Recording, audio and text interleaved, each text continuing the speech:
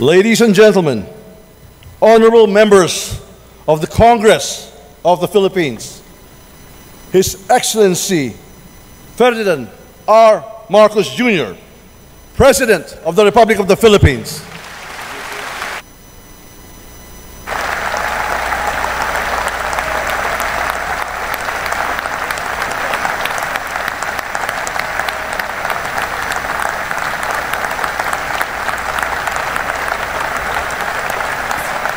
Thank you. Thank you very much.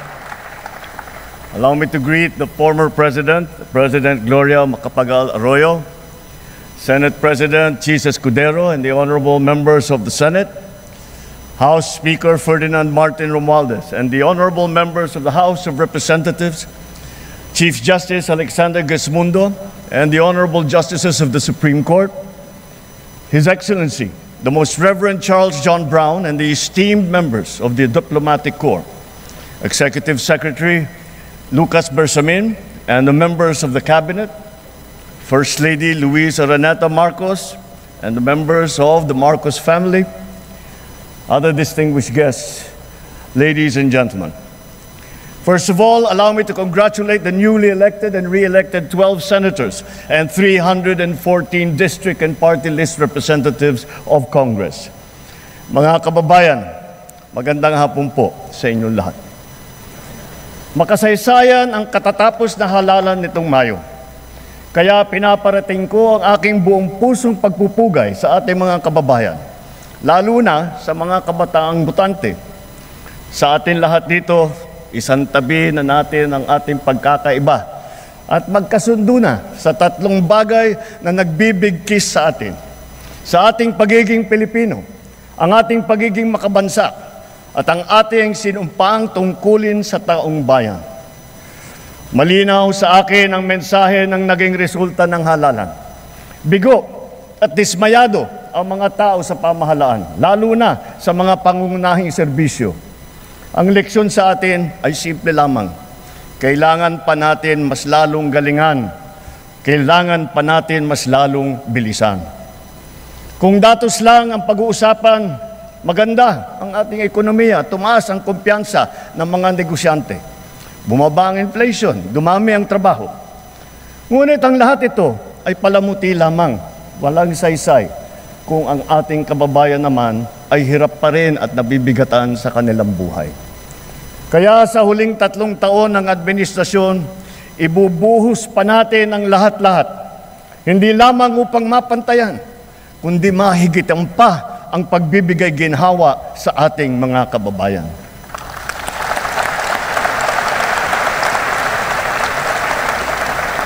Hindi na ako magpapaligoy-ligoy pa. Maayos na hanap buhay talaga ang mabisang pantiyak laban sa kahirapan at laban sa gutom. Dumarami ang mga nalilikhang hanap buhay sa ating bansa ngayon. Magpupursige ang DOLE, DTI, DSWD, kasama pati ang DOT, at mga kaugnay na ahensya sa paghahanap ng paraan at ng mga oportunidad para sa natitirang 4% ng ating puwersang manggagawa na hanggang ngayon ay walang trabaho. Ipagpapatuloy natin ang pagbibigay ng puhunan sa mas marami pang negosyante para makapagsimula ng maliit na negosyo o micro-enterprise sa mababang interes at walang kolateral. Pati na rin ang kapital at proteksyon para sa mga yamang isip. At para sa mga tinataguyod natin mula sa kahirapan, patuloy tayong nagbibigay ng libreng training at puhunan para makapagtayo sila ng sariling negosyo.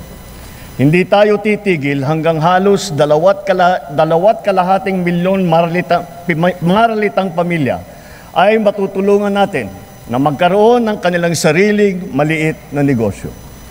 Palalaguin natin ang mga industriya, mga pabrika ng sasakyan, pulmahan, electronics, biotechnology, pharmaceuticals, critical minerals, telang Pinoy, halal, construction, mga planta ng kuryente. Ngunit, nananawagan pa rin ako sa ating mga negosyante. Mamumuhunan kayo sa ating agrikultura.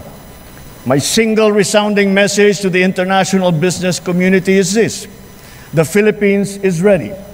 Invest in the Filipino.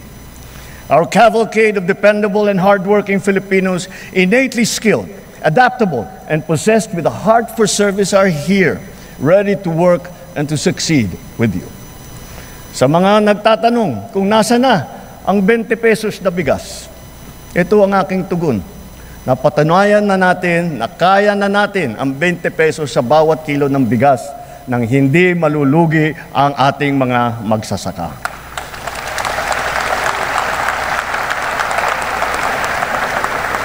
Kamakailan lamang ay matagumpay nating nailunsad ito sa Luzon, Visayas at Mindanao, kagaya sa San Juan, Pangasinan, Cavite, Occidental Mindoro, sa Cebu, sa Bacolod, sa Guimaras, Siquijor, Davao del Sur.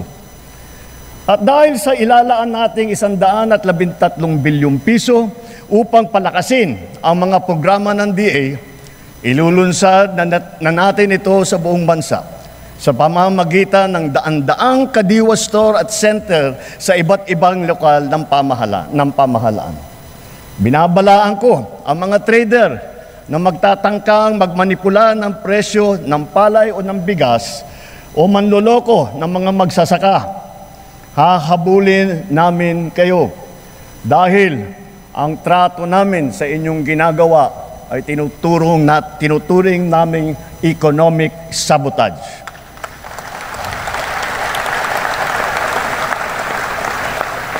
Bilang pangunahing solusyon sa mataas na presyo ng baboy, pinalalakas natin ang ating lokal na produksyon. Namimigay tayo ng mga biik at inahin. Nagpapatayo din tayo ng mga biosecured facilities upang lubos na pababain ang presyo ng karne. Nagsimula ng magbakuna labang sa ASF at palalawigin pa natin ito ng pagbabakuna sa lahat. Pinataas natin ang produksyon ng palay, mais, pinya, saging, mangga, kape, kakao, kalamansi, tubo, sibuyas, bawang at iba pang mga agricultural products. Mula nagsimula itong administrasyon, mahigit 8.5 milyong magsasaka at mangingisda ang nakatanggap ng tulong. Lalo pa natin paiigtingin ang mga programa ng pamahalaan para mas marami pa ang matutulungan. Libo-libong kilometro ng farm-to-market road na ang ginawa na at libo-libong kilometro pa ang pinapasinayaan. Libo-libong ektarya ng lupa ay nalagyan na ng patubig sa buong bansa at libo-libong ektarya pa ang patutubigan. Libo-libo ring makinarya at pasilidad ang ating binuksan at pinamigay para sa mga magsasaka at mangingisda. Marami po tayong ipapatayo na rice processing system. Itong mga pasilidad at mga bangkang yari sa fiberglass na ipamimigay naman sa mga mangingisda. Lahat ng ito ay sumusuporta sa kanila mula paghahanda, sa pagpunla, pag-ani, pagbiyahe hanggang sa pagbenta. Milyong-milyong Pilipino ang umaasa sa puno ng niyog bilang pangunahing kabuhayan. Mula ngayong taon, hindi bababa sa 15 milyong hybrid at mataas na klaseng mga binhi ng niyog ang ating itatanim sa iba't ibang panig ng Pilipinas. At itutuloy natin ito hanggang 100 milyong puno na ng niyog ang ating maitatanim sa buong Pilipinas.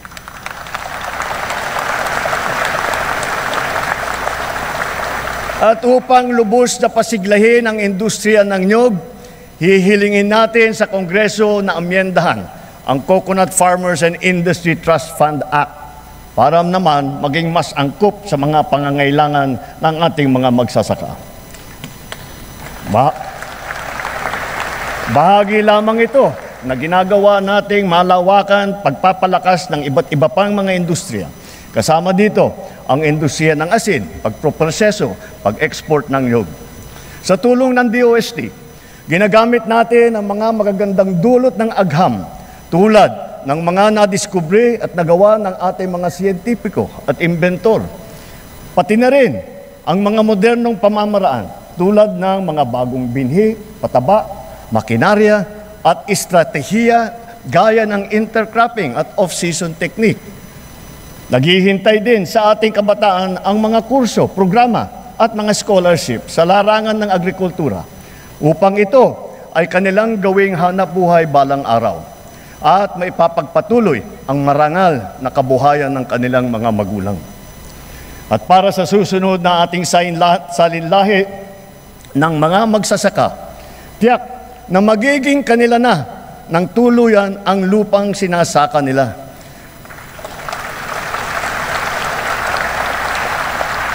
Kasalukuyan, pinabibilis ng DAR ang pamamahagi ng mga CLOA at ng mga e-title, pati na yung mga COCROM bilang patunay na wala ng utang ang mga benepisyaryo ng agrarian reform.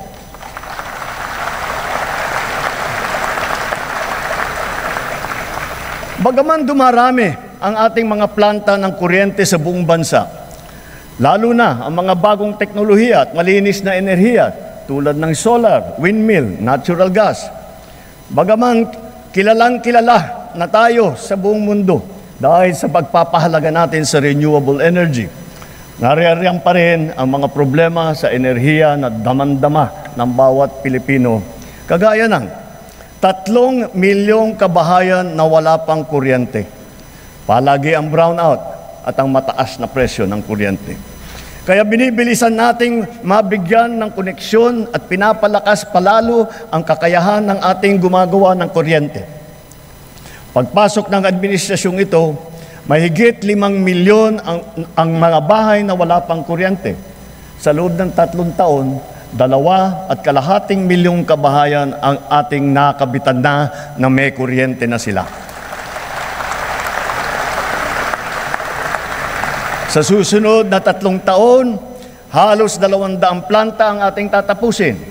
Ito ay may kakayahan magpailaw sa 4 milyong kabahayan o sa mahigit na 2,000 pabrika o sa halos 7,000 tanggapan at negosyo. Hahabulin at tutuparin ng DOE at NEA ang natatakdang dami ng mga kabahayang makakabitan ng kuryente ngayong taon hanggang 2028, lalo na sa Quezon, sa Camarines Norte, sa Palawan, sa Masbate, sa Samar, sa Negros Occidental, sa Zamboanga del Sur. At sa pagtatapos ng 2028, dagdag na mahigit 1 milyong kabahayan pa ang magkakaroon na rin ng kuryente sa pamamagitan ng solar power home system. Para lalo pang makatipid ang ating mga kababayan at maipagbili ang anumang sobrang kuryente nila, isusulong na ng Department of Energy ang net metering program at pabibilisin din ng ERC ang proseso ng pag-aproba nito. Habang inaayos natin ang komplikado nating sistema ng enerhiya sa bansa upang maipababa ang presyo, pinapalawig pa natin ang lifeline rate. Bukod sa mga miyembro ng 4P, kasama na rin ngayon ang mga pamilyang nasa listahanan na maliit lamang ang kinikita at ang konsumo naman ay hindi lumalampas sa lifeline rate. Hindi ko palalampasin ang nangyari kamakailan sa Siquijor. Dahil sa malawakang brownout, napilitan pang magdeklara ng state of calamity sa lalawigan. Naperwisyo nito ang mga taga roon, ang kanilang turismo, kanilang negosyo, ospital, sari-saring serbisyo. Sa ginawa nating investigasyon, ano yung ating natuklasan? Mga expired na permit, mga sirang generator na halatang napabayaan, kaya sunod-sunod na bumibigay, mabagal na aksyon at kawalan ng maayos na sistema ng pagbili ng krudo at ng mga pyesa. Ipinag-utos ko sa DOE, NEA at ERC na pabalikin sa normal ang serbisyo ng kuryente sa Siquijor bago matapos ang taon. Titiyakin namin na maitatag agad ang mga pasilidad para sa pangmatagalang lunas sa kanilang problema sa kuryente. Hindi na dapat ito maulit muli. Iimbestigahan ang naging kapabayaan nito at ang iba pang mga katulad na kaso sa buong bansa. Dapat nilang ayusin ang pamamahala ng mga kumpanya ng kuryente at ipag-utos ang pag-refund kung kinakailangan. Tulad ng pagkain, nakasalalay ang buhay natin sa tubig. Marami tayong mga malalaking proyekto na nakalakat-latag para sa butihing supply at malinis na tubig sa buong bansa. Meron din tayo mga makabagong sistema upang salayin ang tubig at gawin itong malinis para mainom, lalo na para doon sa mga taga-isla. Ganun pa man, marami kaming natatanggap na reklamo na hindi man lang daw umaabot ang tubig sa kanilang mga gripo. Sa lawak ng reklamo, lampas 6 milyong consumer sa buong bansa ang kasalukuyang naapektuhan. Nakita ko na ang report. Kaya't ginagawa ng LUA ngayon ang mga mabisang hakbang laban sa palpak na serbisyo ng mga water district at kanilang mga joint venture partners.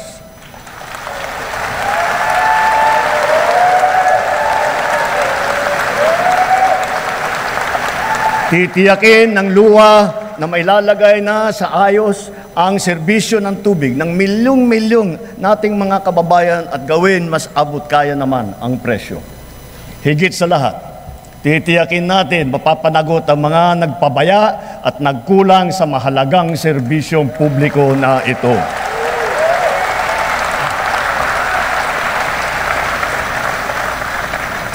Malinaw sa atin ang tumambad na realidad tungkol sa ating mga kabataan ngayon. Ang kakulangan sa kaalaman at sa kakayahan, lalo na sa matematika, sa agham, sa pagbabasa at sa wastong pag-unawa. Ang mga nagda-drop out at mga hindi nakakapagtapos sa junior o senior high school. Ang kalahating milyong bata na nagbabanat na ng buto. Kung tayo ay nagpupundar ng malaki para sa infrastruktura, mas malaki pa ang ipupundar natin para sa ating mga mamamayan.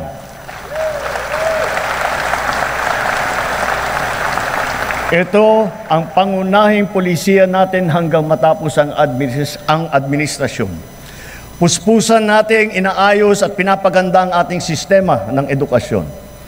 Sa lahat ng mga pinahahalagahan ng administrasyon, ito pa rin ang nasa rurok.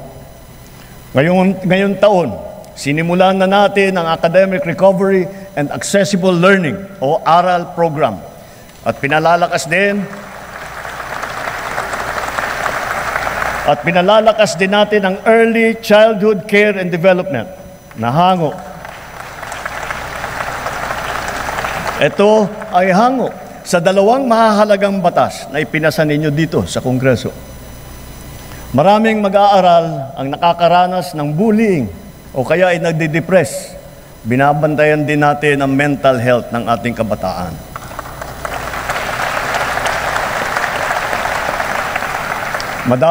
Magdadagdag tayo ng mga school counselor na magsisilbing sanggunian at gabay nila. Naglaan tayo ng 1 bilyon para makapagtayo ng mahigit 300 barangay child development center at bulilit center sa buong bansa. At ang pinaka-priority ay yung mga nangangailangan na puok na malalayo. At pauna lamang yan, unti-unti nating tutugunan ang matinding kakulangan sa daycare center na nabinbin mula pa noong 1990.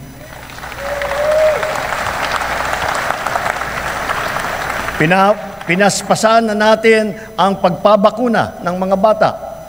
Sa DOH, kumpletuhin na natin ang bakuna para matapos na sa lalong madaling panahon na kumpleto na lahat ng ating mga anak ay nabakunahan na. Sa ilalim naman ng bagong lunsad na Yakap Caravan, matitignan na ang kondisyon ng kalusugan hindi lamang ng mga mag-aaral, kung hindi pati na ang mga guro.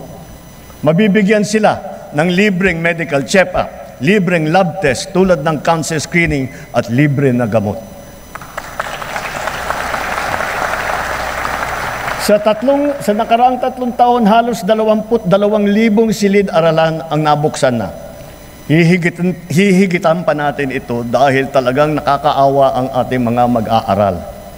Hindi na natin dapat nabibitin ang oras nila sa klase dahil sa kakulangan ng classroom. Katuwang ng pribadong sektor, sisikapin nating madadagdagan pa ng 40,000 silid-aralan bago matapos itong administrasyon.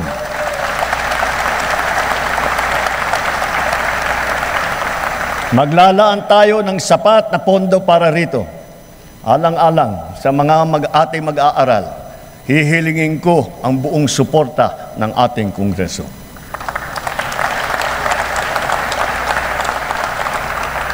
Naging matagumpay ang isinagawang tutoring at remedial program para sa mga mag-aaral nitong nakalipas na taon at nitong summer break.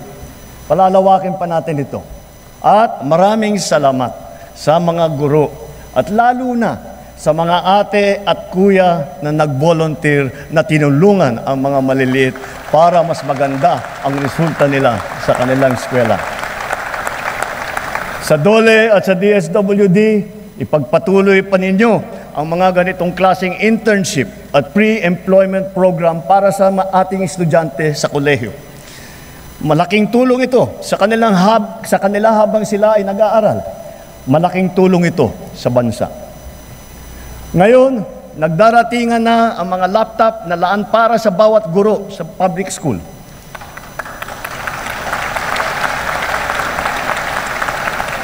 Tiniyak natin na walang anomalya sa pagbili ng mga laptop na ito.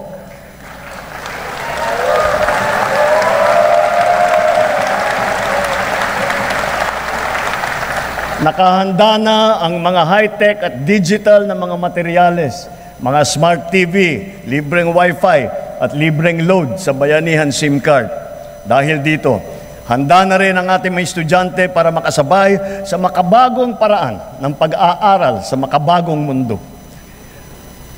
Ang pinakamahalaga sa sistema ng edukasyon ay ang ating mga mahal na guro. Asahan po ninyo na hindi gagawing sukatan ng galing ninyo o ng performance ninyo ang dami lamang ng estudyante na inyong ipinapasa, kundi ang dami ng mag-aaral na inyong pinapahusay at pinapataas ang ambisyon sa buhay.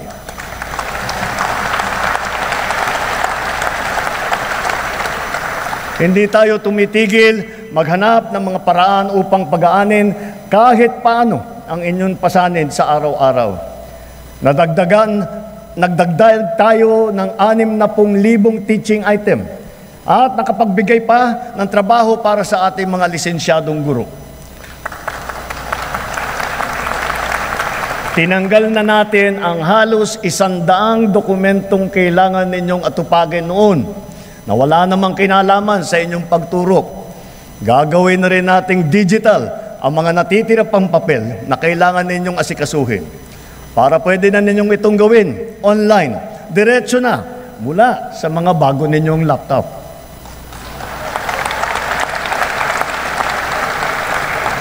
At ngayong school year na ito, makakatanggap na kayo ng kabayaran para sa inyong teaching overload at para sa inyong overtime.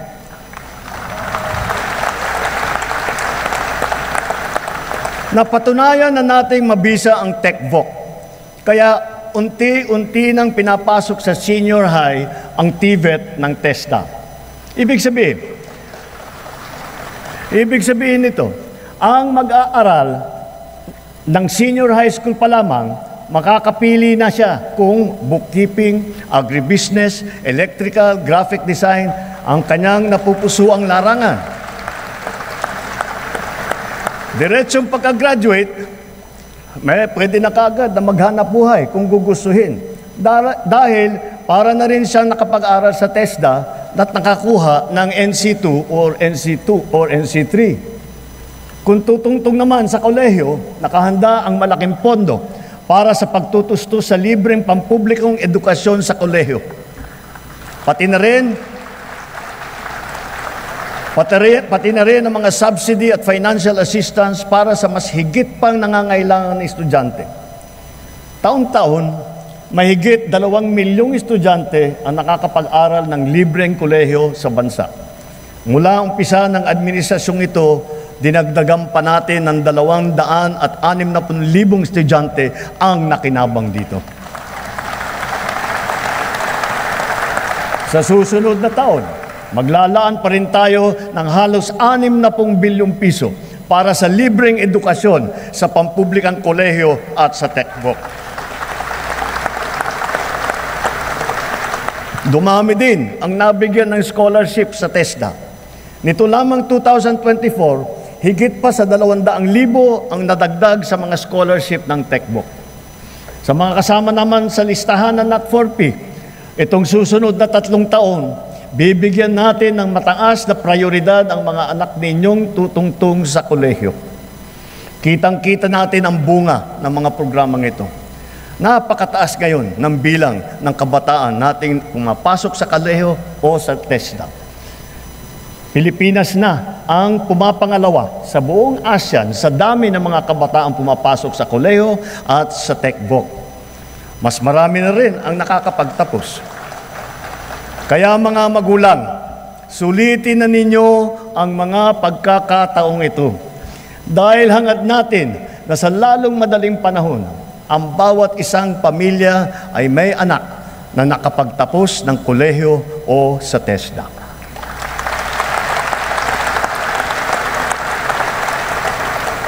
Kung kalidad lang din ang pag-uusapan, hindi nagpapahuli ang mga universidad at kolehiyo natin dito sa bansa.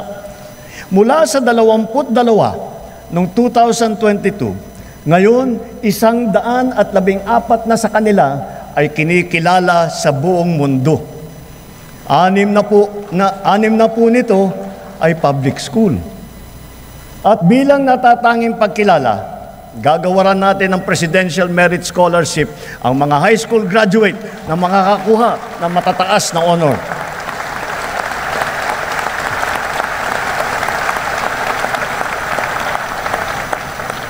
Walang humpay nating ipinapatupad ang mga programa sa pagsusugpo sa kahirapan at patungkol sa kalusugan at nutrisyon ng mamamayan. Tuloy-tuloy pa rin ang ating programang 4Ps. Hangad din natin na amyendahan ang batas ng 4Ps upang matiyak na talagang sapat ang panahon para maitaguyod ang kanilang paghihirap. Maitaguyod sila sa ang mga mahihirap. Mula na nagsimula itong administrasyon, mahigit 5 milyong kabahayan ang nagbenepisyo sa conditional cash grant ng 4P. Mas maganda pa ang balita na sa 3 taon, halos 1.5 milyong pamilya ang gumanda na ang buhay. Kaya nakakapag-graduate na sa program ng 4Ps. Batid natin lahat ang mga kababayan natin na namumuhay sa lansangan. Sila ang pinakanangangailangan ng tulong ng pamahalaan. Sa ating mga LGU, hanapin ninyong lahat, na ipasok silang lahat sa 4Ps at sa iba pang mga programa ng DSWD. Para naman, maitaguyod natin sila at magsimula na ang kanilang paglakbay tungo sa pag-unlad ng kanilang buhay.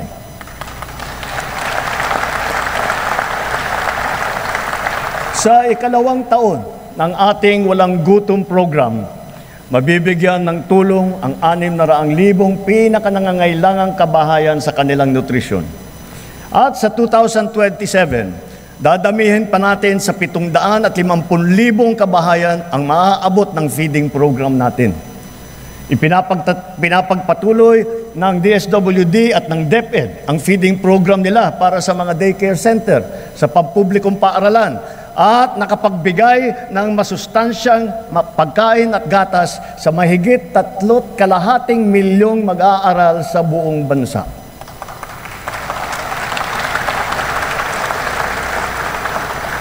Dahil alam naman natin, basta't may laman ang tiyan, may laman ang isipan.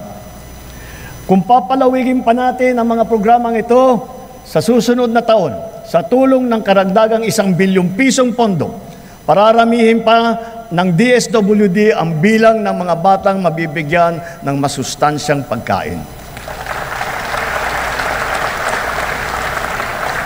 Sa kabilang banda naman, nakikita natin ang sobrang pagtaas naman ng timbang ng ating mga kababayang edad 20 at pataas. Kaya sikapin nating maging mas aktibo ang ating pamumuhay araw-araw. Ipalaganap natin ang mga pagsasagawa ng mga palaro, ng mga paliga, fun run, fun walk, pati mga aerobics, pasumba. Para sa mga LGU, buksan at gawing maaliwalas ang mga park at mga plaza natin kung saan makakapag-ensayo ang ating mga mamamayan, bata man o matanda. Magpatupad tayo ng mga car-free Sunday tulad ng ginagawa sa ilang lungsod na dito sa Metro Manila, sa Baguio, sa Cebu, pati sa Iloilo at Davao. Bilang pagsuporta rito, simula ngayon, bubuksan ng Philippine Sports Commission sa publiko ang kanilang mga track and field oval sa Pasig, Maynila at Baguio upang makapag-jogging na kayo ng libre. Magbubuhos tayo ng todo suporta sa mga palaro at mga atleta sa buong bansa. Halimbawa, ang palarong pambansa at ang Batang Pinoy Games na gaganapin sa General Santos City ngayong Oktubre. Bubuo tayo ng bagong pambansang programa para sa sports development. Uumpisahan natin ito sa paaralan pa lamang. Ibabalik natin ang mga sports club at magsasagawa tayo ng mga palaro at intrams sa lahat ng pampublikong paaralan. Naririyan na ang ating Philippine Sports Commission at saka ang PAGCOR upang tiyakin ang patuloy na pagtaguyod at pagsuporta sa ating mga programang pampalakasan ng mga atleta sa buong bansa.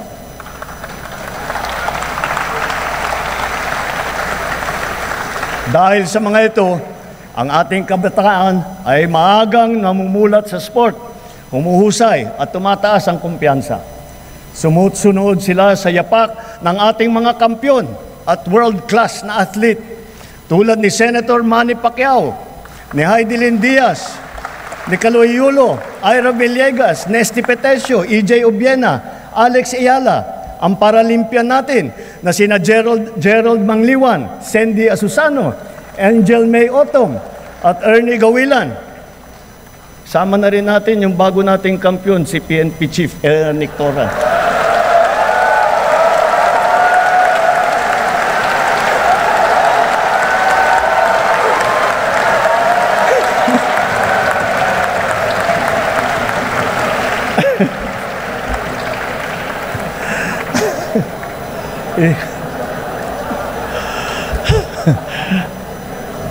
Gulat si Chief PNP. At siyempre, pati pa ang ating kampyon sa Asian Winter Games, Philippine Men's Curling Team. Akalain mo nga naman, walang winter dito sa Pilipinas. Napatunayan pa rin natin na kaya natin maging kampyon sa Winter Games. Kilalanin natin ang mga atleta na umani ng karangalan para sa Pilipinas. Hindi lamang sila nakapaghatid ng kasiyahan sa buong sambayanan, pinalakas pa nila ang ating pagmamahal sa bayan at lalo pang pinatingkad ang dangal ng bawat Pilipino.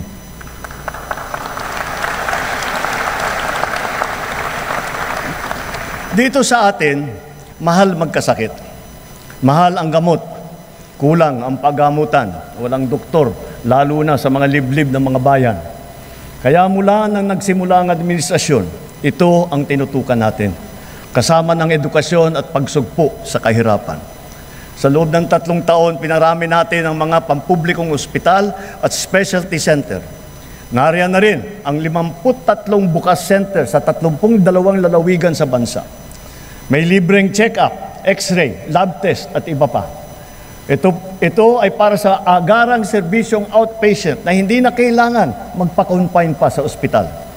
Asahan ninyo, marami pa ang ating bubuksan na bukas.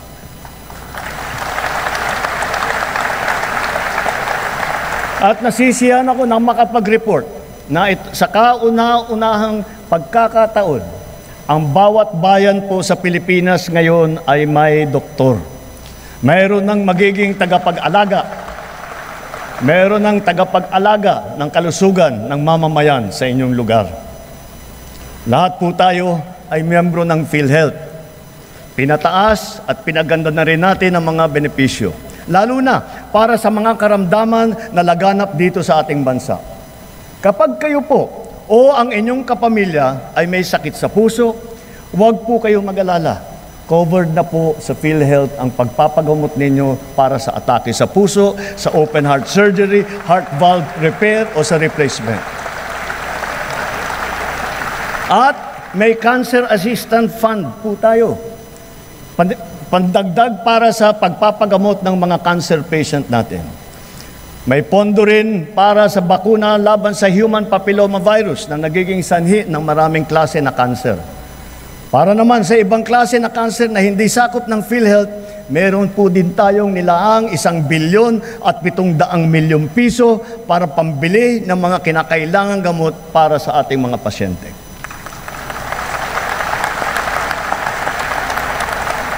Sa mga nagdadialysis, ang mga session ninyo na 3 beses sa 1 linggo, libre na sa buong taon.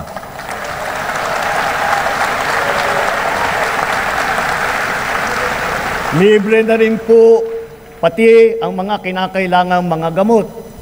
Kung kakailanganin man ng kidney transplant, inakyat na natin ang limit hanggang 2,100,000 piso mula sa dating 600,000 piso. At ngayong taon, covered na rin ng PhilHealth ang mga serbisyo at gamot pagkatapos ng operasyon ng kidney transplant.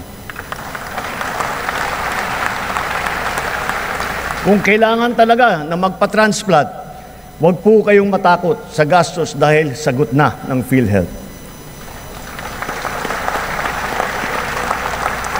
At kung magkakasakit na malubhang dengue ang inyong anak, itinaas po natin sa 47,000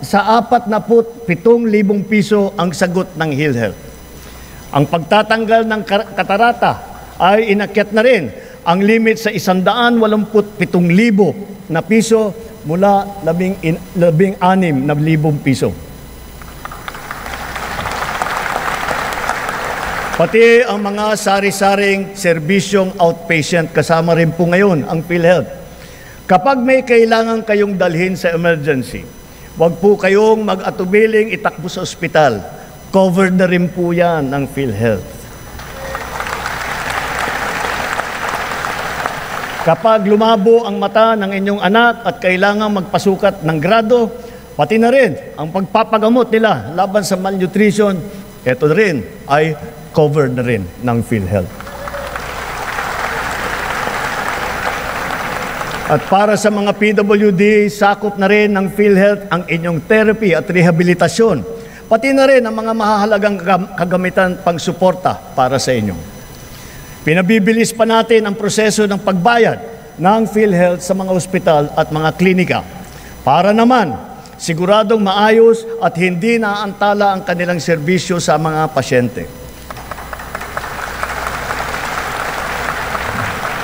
Maaasahan pa rin ng mga pasyente ang medical assistance program kung kulang ang pambayad sa ospital. Mula pumasok ang administrasyong ito, nakapaghatid ito ng tulong sa higit 11.2 milyong Pilipino. Higit sa lahat, padadaliin pa natin ang proseso ng medical assistance dahil ipapasok na po ito sa ating eGov app. Mga kababayan, asahan po ninyo, ginagawa nating lahat para matulungan kayo na magpapagaling at lumakas. Ngunit batid natin ang mga realidad sa mga pampublikong ospital. Kanya-kanya ang bili ng medical supply. Kanya-kanyang lakad ng medical assistance para sa bill na hindi kayang bayaran. Kaya sa lahat ng aking binanggit na mga haligi na itaguyod na natin, ang bahaging sasagutin ng PhilHealth, ang sari-saring pondo na pamahalaan para sa medical assistance kagaya ng MAIP, PCSO at PAGCOR, at ang karagdagang pondo na ibibigay pa natin sa mga DOH hospital, areglado na ang lahat sa ospital pa lang. Wala nang kailangang pampuntahan o lapitan pa. Ito po, itinuloy na po natin ang zero balance billing. Libre po.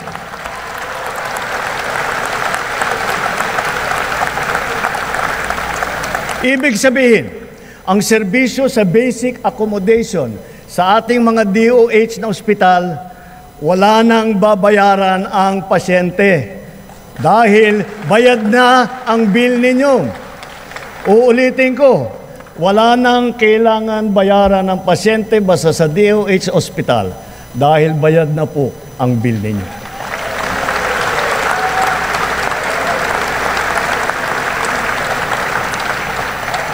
Asahan ninyo, pagpapatuloy ang malawakang programang pang-infrastruktura ng administrasyon. Ang mga naglalakihang proyekto ay nakalatag sa buong kapuluan. Mga daan, tulay, tren, paliparan, pantalan, patubig, at murang pabahay. Ilan dito matatapos ngayong administrasyon na ito?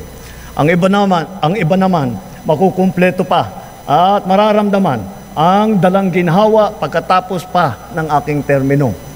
Nagpupundar po kasi tayo para sa kinabukasan. We are not building only for today. We are building also for tomorrow.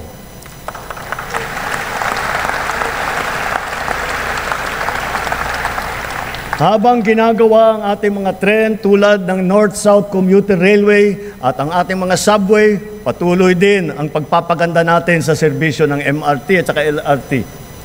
Ang dating 20% diskwento sa LRT at MRT para sa PWD, sa senior at sa estudyante ay tinaas na natin sa 50% na diskwento.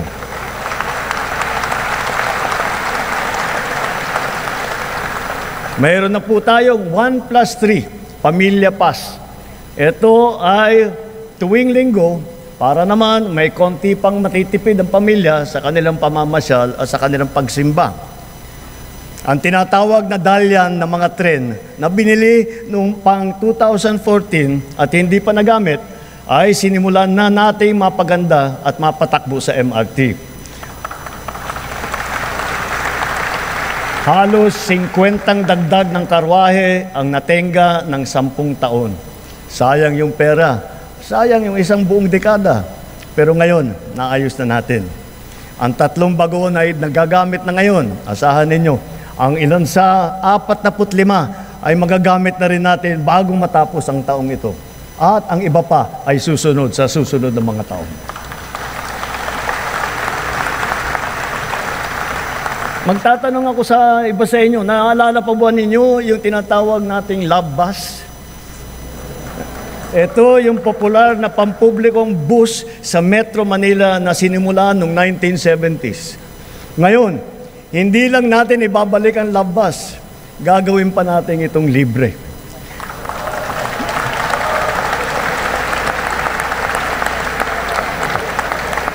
Pauna pa lamang, pilot testing pa lamang yung nasa Davao at sa Cebu. Susundan pa ito ng ibang mga lugar sa Visayas at sa Mindanao. Bago matapos ang taon, magsisimula na ang Bataan-Cavite Interlink Bridge. Ang tulay na ito ay 32 kilometro ang haba na tumatawid na ang Manila Bay. Habet.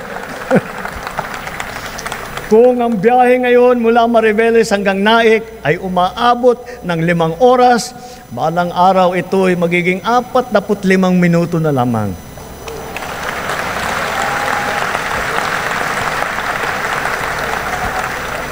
Ang mga riles ng PNR Bicol Line na sinira ng Bagyong Christine ay unti-unti nating pinatitibay at naayos na.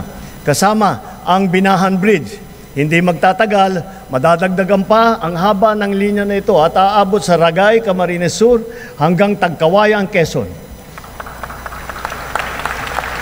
Magiging malaking tulong ito sa ating motoristang nagdadaan sa malubhang traffic mula Quezon hanggang sa Bicol.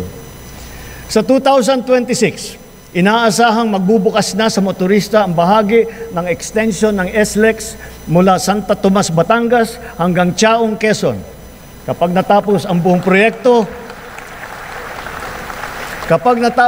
buong proyekto, ang dating 4 na oras na biyahe, magiging 1 oras na lang. Kaya inaatasan ko ang DOTR at DPWH na bantayang mabuti ang mga proyekto sa kahabaan ng Quezon patulak ng Bicol at tiyakin tama ang kalidad, matibay at nasa takdang oras ang pagtatapos. Ang Nalil-Sikiat Bridge, na una sa 3 mahalagang tulay na ginagawa ngayon sa Tawi-Tawi, nabuksan na. Sa susunod na taon, ang tulay sa Malasa, Lupang Pula ay matatapos na rin. Higit sa lahat, kung may Luzon Spine Expressway Network Program, meron din naman tayong Mindanao Transport Connectivity Improvement Project.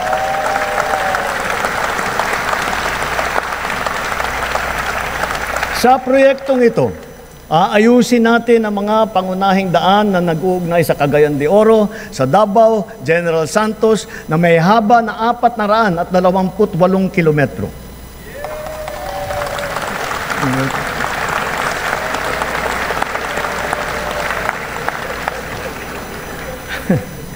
Ang rehabilitasyon ng tulay ng Guadalupe ay sukdulan ng ring kinakailangan. Nasa Senado pa ako, pinag-uusapan na ito. Hindi ko papayagan tumuwid pa ito sa susunod na administrasyon. Kaligtasan na ng publiko ang nakataya. Hindi po isasara ang Guadalupe Bridge. Gagawa muna tayo ng detour bridge sa magkabilang gilid bilang pansamantalaang daanan. Kapag nagawa na at nabuksan na ang detour bridge na ito, doon pa lamang sisimulan ang trabaho sa main bridge.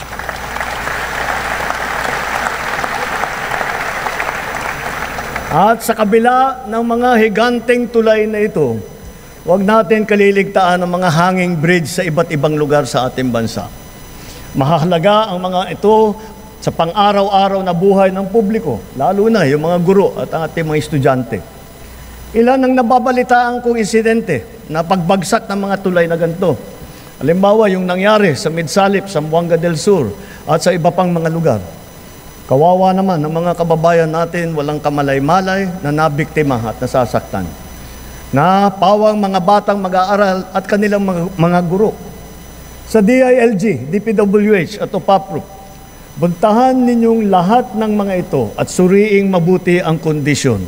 Sa tulong ng pamana at iba pang mga programa, ayusin at kumpunihin natin agad lahat sila.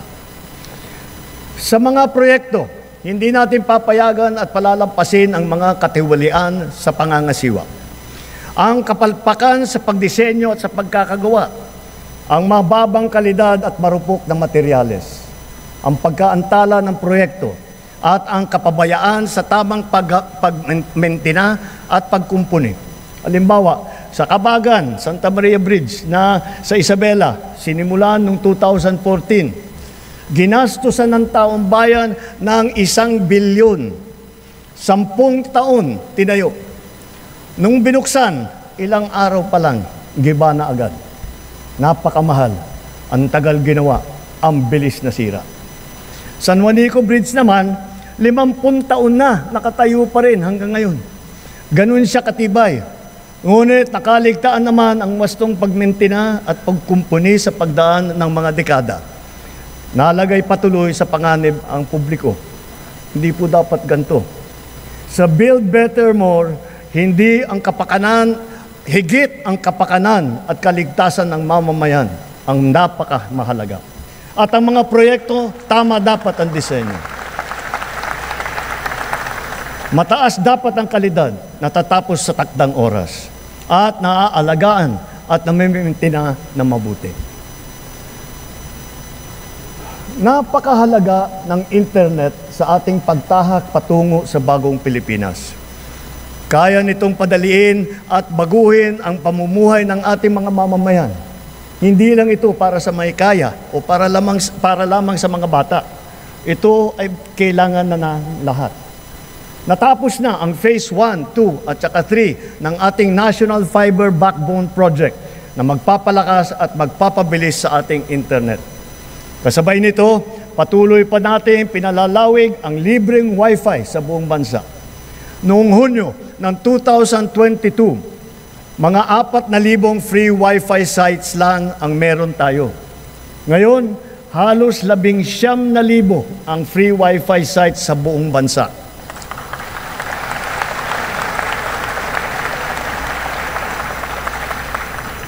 Ngayon, Ngayong taon din, nagsimula na tayong mambigay ng mahigit 1 milyon na SIM card na may libreng data para sa ating mga eskwelahan, lalo na sa mga nasa liblib na puok.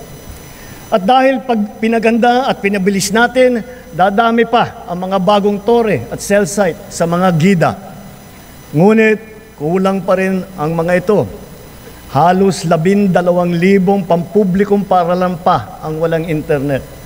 Kaya sinusiguro ng DICT at ng DepEd na bago matapos ang taong ito, magkakaroon na ng koneksyon ng internet ang lahat ng pampublikong paaralan.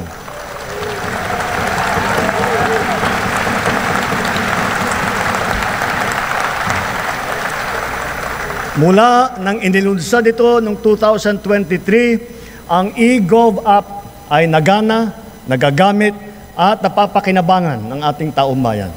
Patuloy pang dumarami ang serbisyo tiyak na praktikal sa bawat Pilipino. Ngayon, mahigit 40 serbisyo ng pamahalaan kasama ng mga LGU ang nasa eGov app.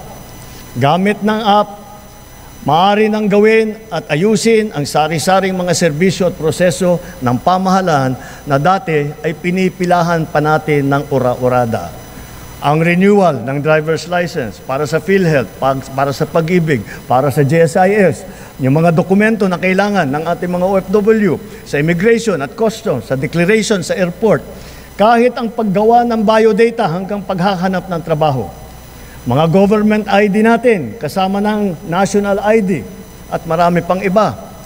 Hindi magtatagal, magkakaroon na rin para sa NBI clearance, beep card para sa MRT at saka LRT, at e-TIN na galing naman sa BIR. Kaya i-download nyo na po ang eGov app. Sa pinagsama-samang serbisyo sa isang mobile app, ang pamahalaan ay talagang mas malapit na at nasa inyo ng mga kamay.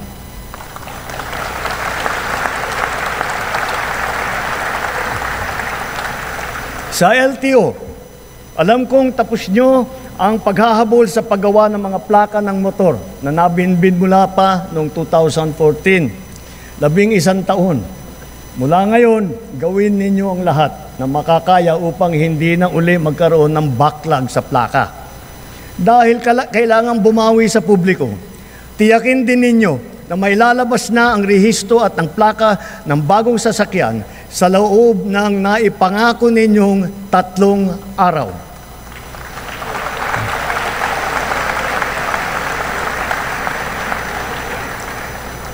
Ang kapayapaan ay mahalagang pundasyon ng bagong Pilipinas. Kaya pinapatatag natin ito kasabay ng ating pag-unlad. Patuloy tayo sa pagpapatibay ng ating kapulisan at sandatahang lakas. Ang mga armamento, sasakyan, pandigma at sandata ng ating kapulisan at sandatahang lakas ay patuloy na dadagdagan, angkop sa layuning modernisasyon at komprehensibong pagtanggol ng ating kapuluan. Ang libo-libong mga nag-alsa dati laban sa pamahalaan, nagbagong buhay na at nagbabalik loob na. Tinataguyod natin kasama ang kanilang pamilya. Katuwang ang pribadong sektor, pinapaunlad din natin ang kanilang pamayanan at naglalatag tayo ng mga daan, patubig at marangal na hanap buhay. Bukod sa programang panghanap buhay, nagpagawa tayo ng mga health station, mga silid-aralan, mga water system, street light, na ngayon napapakinabangan ng mahigit 13 milyong Pilipino na ngayon ligtas na mula sa kaguluhan.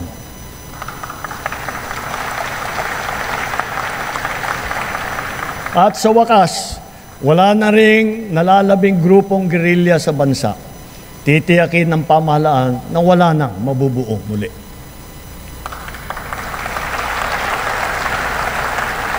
Magkakasangga ngayon ang AFP, PNP at mga dating rebelde sa pagpapanatili ng kaayusan at kapayapaan sa BARM.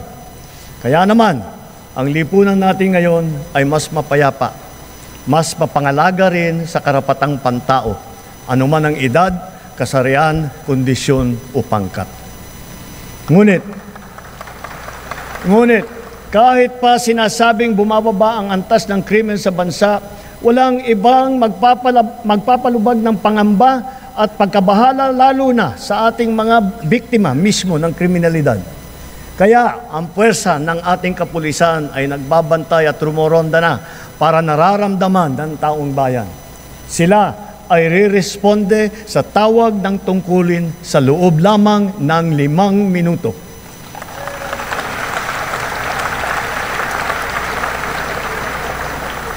Nagtutulungan ang buong pamahalaan para lutasin ang mga kaso ng mga nawawala dahil sa walang pakundangang kagagawan ng mga sindikato sa likod ng madilim na mundo ng mga sabungan. Hahabulin at pananagutin natin ang mga utak at mga sangkot, sibilyan man o opisyal.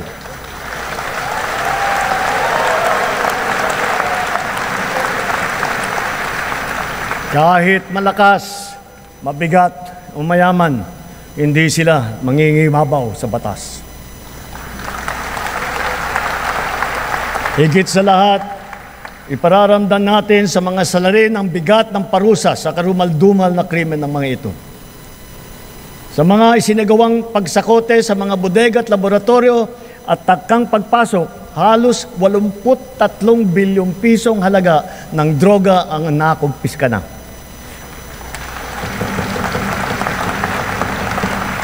Kamakailan lamang, may mga malalaking kargamento na nagkakahalaga ng bilyon-bilyon na nasabat natin sa Zambales, sa Pangasinan, sa Cagayan, Tondo, Muntinlupa, Ilocos Sur, Ilocos Norte, Cebu, Batangas, Rizal at Cavite. Noong isang buwan, personal kong sinaksihan ang pagsira ng halos 1.5 tonelada ng shabu at iba't ibang klase pa ng illegal na droga. Sa lahat ng mga operasyon na ito, mahigit 153,000 ang naaresto. Mahigit 9,000 at 600 sa kanila ay high-value target. Ang pinakamasaklap, mahigit 677 sa kanila ay kawani ng pamahalaan. Mahigit 100 ay halal na opisyal. Mahigit 50 ay pulis. Sa 3 taon lamang, halos mapantayan na ang kabuuang huli nung nakaraang administrasyon.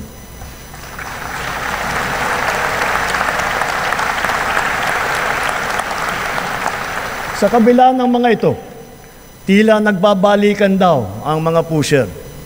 Kaya patuloy ang ating mga operasyon laban sa mga drug dealer, sila man ay big time o small time. Ngayon, masasabi natin na mataas na ang tingin ng buong mundo sa Pilipinas. Dahil maayos, patas at mahinahon tayong nakikitungo sa iba't ibang mga bansa. Tumutupad din tayo sa ating mga kasunduan at sa mga batas at panuntunan na pandaigdig na komunidad. Nagpapasalamat tayo sa ating mga magigiting ng OFW dahil sa kanila na ipamalas ang angking galing, kabutihan at puso ng Pilipino sa lahat ng sulok ng daigdig. Sa harap ng mga bagong banta sa ating kapayapaan at soberanya, mas maigting ngayon ang ating paghahanda, pagmamatsyag at pagtatanggol sa ating sarili. Ganun pa man, tayo pa rin ang nagtitimpi at nananatiling nagpapasensya, lalo na sa pagtanod sa ating buong kapuluan at sa pangangalaga sa ating interes. Subalit ngayon, mas pataas pa ang ating kumpiyansa dahil mas marami na tayong mga kasangga na magiging kabalikat natin sa oras ng matinding pangangailangan. Then as now, our foreign policy remains the same. The Philippines is a friend to all. The Philippines is an enemy to none. That will be our main focus as we, the Philippines, host the ASEAN Summit in 2026.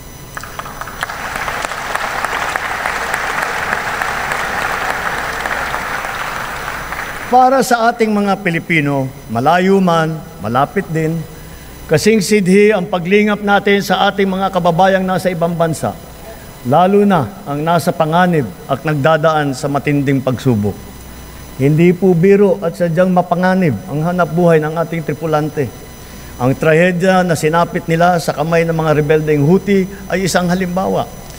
Matapos ang mahigit 4 na araw, ang mga kababayan nating nang binihag ng rebelding Houthi ay pinalaya na rin, dala ng ating pakikipagtulungan sa Sultanate of Oman. Gayon din, dahil sa ating masigasig ng pakikipag-ugnayan, sa loob ng 3 taon, nagawa ng kapatawaran ang mahigit 600 kababayan nating nahatulan dahil sa sari-saring paglabag sa batas sa ibang bansa, lalo na sa UAE, sa Qatar, sa Bahrain, at sa iba pa. And so, for their crucial and most beneficent sovereign intervention, I personally convey the entire nation's sincerest gratitude to the Sultanate of Oman, the United Arab Emirates, the State of Qatar, the Kingdom of Bahrain, the State of Kuwait, and to all the leaders of various countries that have granted clemency and have shown kindness to our beleaguered compatriots. Maraming salamat po. Thank you very, very much.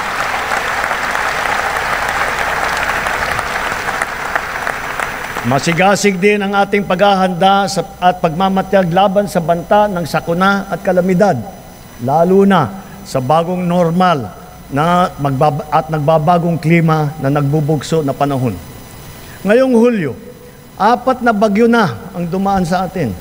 Sabi ng Pag-asa, mga 12 pa ang nagbabantang papasok sa bansa hanggang Disyembre. Sa 24 nating aktibong bulkan sa bansa, 4 ang kasalukuyang nag-aalboroto, lalo na ang Kanloon sa Negros. Hindi tayo dapat tumigil sa ating mga ginagawang paghahanda dahil ang banta ay patuloy na naririyan.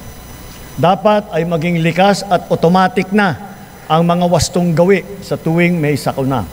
Dahil sunod-sunod ang mga sakuna. Lalo na ang bagyo, mahalagang itanim ang prinsipyo na continuous improvement kung saan tayo ay natututo sa palaging humuhusay at sa bawat karanasan. Nareremedyohan kung saan tayo nagkulang at saan natin dapat galingan pa. Kasama ng mga mahalagang infrastruktura, dadagdagan pa natin ang mga makabagong evacuation center ng ating naipatayo na. Hindi na dapat pang gamitin bilang evacuation center ang ating mga paaralan.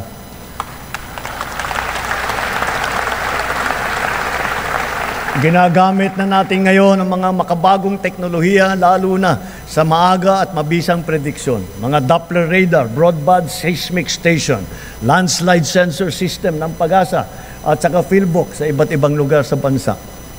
Sa epektibong pagsasaklolo, nakakatulong ang mga mobile command and control vehicle ng DOST na ipinamahagi natin sa 11 LGU sa buong bansa. Sa ating mga kababayan, hindi magtatagumpay ang anumang paghahanda natin kung wala ang tulong po ninyo. Hiling din namin ang inyong kooperasyon, inyong disiplina, pagmamatiyag at bayanihan bilang responsableng mamamayan. Kooperasyon sa mga malawakang ensayo, pagsunod sa mga babala at tagubilin, tulad ng agarang paglikas at pag-iwas sa mga danger zone. Disiplina, lalo na sa wastong pagtapon ng basura. Pagmamatiyag sa bawat oras. Pagmamatiyag sa bawat oras, bawat araw. Lalo na kapag may nagbabadyang hagupit na panahon, sa pag-alam sa malapit na evacuation center, pakikinig sa totoong balita at pagtatalima sa mga alituntunin ng pamahalaan. Higit sa lahat, bayanihan sa pagdadamayan at pagtutulungan, lalo na sa mga nasalanta nating kapwa. Mahirap man, kailangan natin itong gawin. Kailangan natin magsakripisyo upang masiguro na nailayo natin sa kapahamakan ng ating mamamayan dahil mahalaga ang bawat buhay ng Pilipino.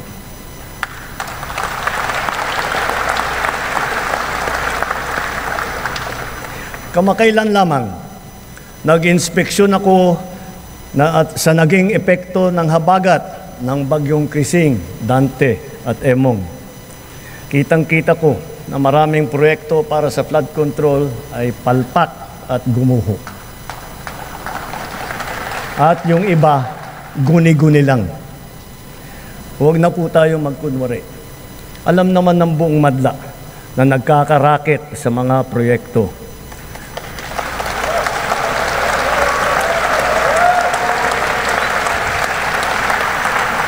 Mga kickback, mga initiative, errata, SOP for the boys. Kaya sa mga nakikipagsabwatan upang kunin ang pondo ng bayan at nakawin ang kinabukasan ng ating mga mamamayan, mahiya naman kayo sa inyong kapwa Pilipino.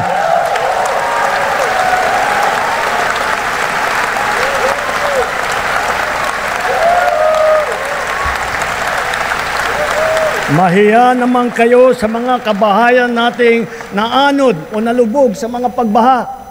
Mahiya naman kayo, lalo sa mga anak natin na magmamana sa mga utang na ginawa ninyo na binulsan nyo lang ang pera.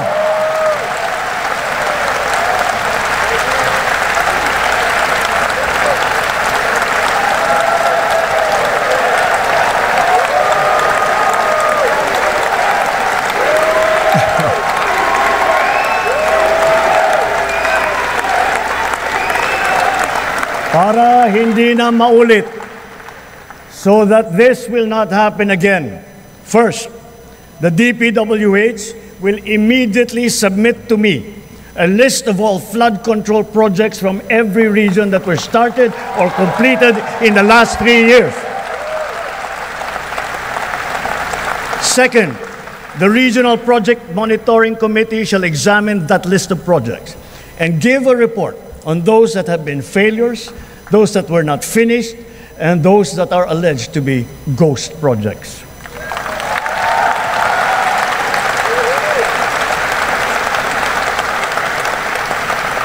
And third, we will publish this list.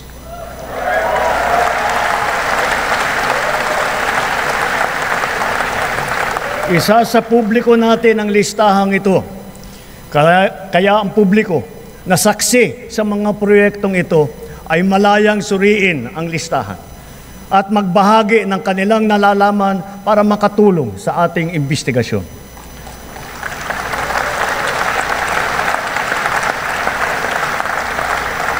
At the same time, there will be an audit and performance review regarding these projects to check, to make sure, and to know how your money was spent.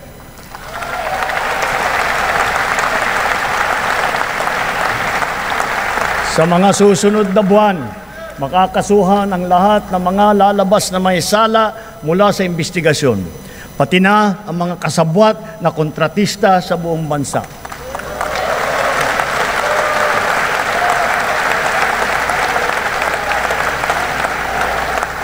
Kailangan malaman ng taong bayan ang buong katotohanan. Kailangang may managot sa naging matinding pinsala at katiwalian.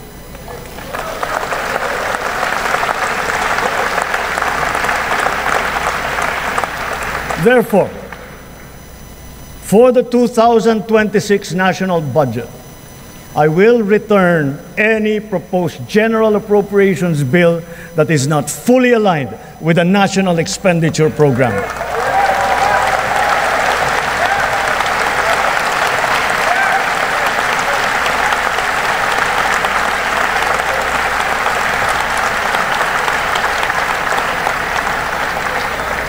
And further, I am willing to do this even if we end up with a reenacted budget. Hindi ko aaprubahan ang kahit anong budget na hindi alinsunod sa plano ng gobyerno para sa sambayanang Pilipino. Mga kababayan, sa paghantong natin sa kalahati ng termino ng administrasyon, susuong tayo sa susunod na 3 taon. Dala-dala sa aking puso ang mga leksyon na natutunan ko mismo mula sa inyo. Ito ang nagbibigay sa akin ng bago at pinag-iba yung gana sa trabaho, sigla sa serbisyo at dedikasyon sa Pilipino.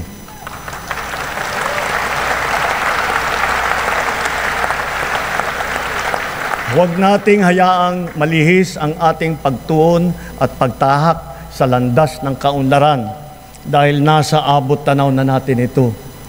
Ito ang ating dapat na pagtulungan. Ito ang ating dapat na pinagtutunguhan. At kayang-kaya nating ito marating at maisakatuparan.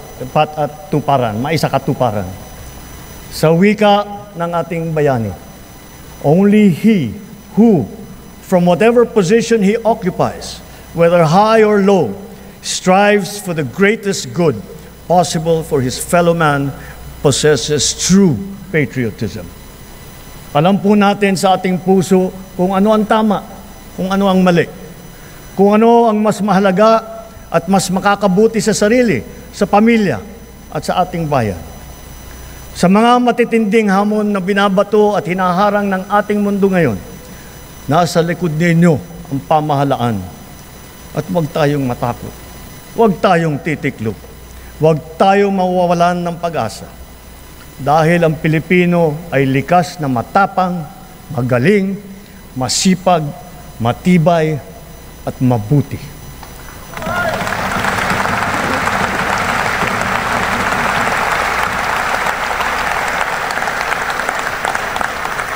Mga kababayan, tayo ito. Tayo ang bagong Pilipino. Mabuhay po kayo at magandang gabi po sa inyong lahat.